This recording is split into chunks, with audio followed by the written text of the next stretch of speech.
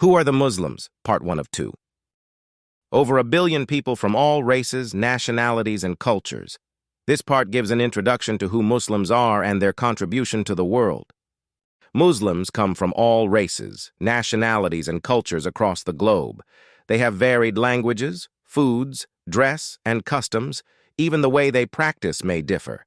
Yet they all consider themselves to be Muslim. Less than 15% of Muslims live in the Arab world. A fifth are found in sub-Saharan Africa, and the world's largest Muslim community is in Indonesia. Substantial parts of Asia and almost all Central Asian republics are Muslims. Significant Muslim minorities are found in China, India, Russia, Europe, North America, and South America. Over 1 billion people from all races, nationalities, and cultures across the globe are Muslims, from the rice farms of Indonesia to the desert heart of Africa, from the skyscrapers of New York to the Bedouin tents in Arabia. How did the spread of Islam affect the world? The Muslim community continued to grow after Prophet Muhammad's death. Within a few decades, vast numbers of people across 3 continents, Africa, Asia, and Europe, had chosen Islam as their way of life. One of the reasons for the rapid and peaceful spread of Islam was the purity of its doctrine. Islam calls for faith in only one God. This, coupled with the Islamic concepts of equality, justice, and freedom, resulted in a united and peaceful community. People were free to travel from Spain to China without fear and without crossing any borders. Many Muslim scholars traveled to these cities seeking knowledge. They translated into Arabic volumes of philosophical and scientific works from Greek and Syriac languages, the languages of Eastern Christian scholars, from Pahlavi, the scholarly language of pre-Islamic Persia, and from Sanskrit, an ancient Indian language. As a result, Arabic became the language of worldly scholarship, and people migrated from all over the world to study in the Muslim universities. By 850, most of the philosophical and scientific works of Aristotle, much of Plato and the Pythagorean school, and the major works of Greek astronomy, mathematics, and medicine, such as the Almagest of Ptolemy, the Elements of Euclid, and the works of Hippocrates and Galen, were all rendered into Arabic. For the next 700 years, Arabic became the most important scientific language of the world and the repository of much of the wisdom and the sciences of antiquity. The achievement of scholars working in the Islamic tradition went far beyond translation and preservation of ancient learning. These scholars built upon the ancient heritage with their own scientific advances. These advancements were a direct cause of the Renaissance in Europe. Muslims excelled in art, architecture, astronomy, geography, history, language, literature, medicine, mathematics, and physics.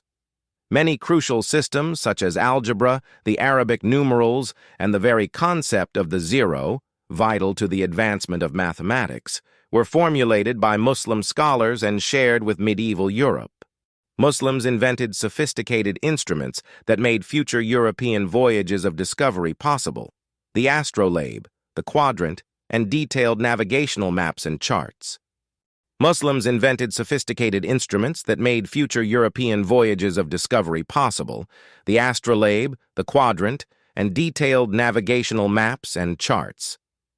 Muslims' contribution to science astronomy. Muslims have always had a special interest in astronomy.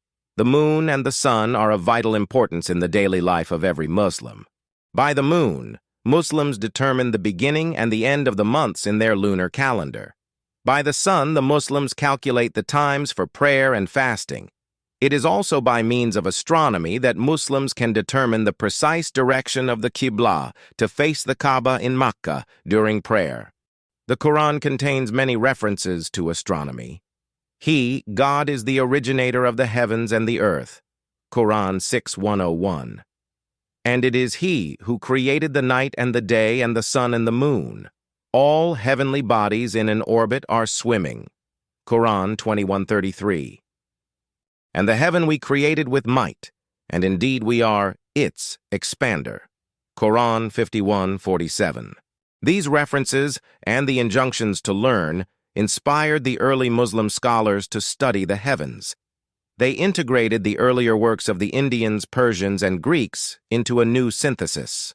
Ptolemy's Almagest, the title as we know it is Arabic, was translated, studied, and criticized. Many new stars were discovered, as we see in their Arabic names: Algol, Deneb, Betelgeuse, Rigel, Aldebaran. Astronomical tables were compiled, among them the Toledan tables, which were used by Copernicus, Tycho Brahe, and Kepler. Also compiled were almanacs, another Arabic term. Other terms from Arabic are zenith, nadir, albedo, azimuth.